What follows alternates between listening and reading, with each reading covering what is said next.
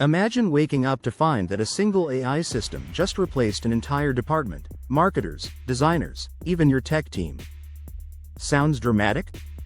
It already happened.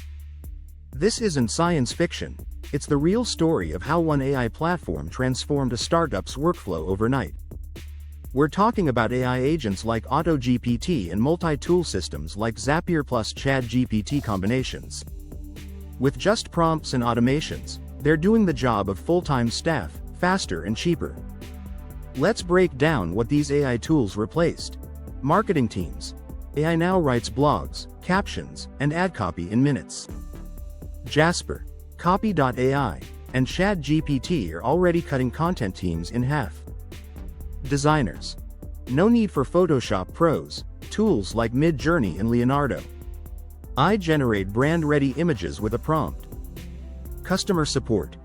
Agents powered by GPT-4 handle customer queries 24/7, no breaks, no payroll. Operations and admins. Zapier plus GPT automates task reminders, inbox sorting, even data entry. Video editors. Even content creation is getting disrupted. Pictory.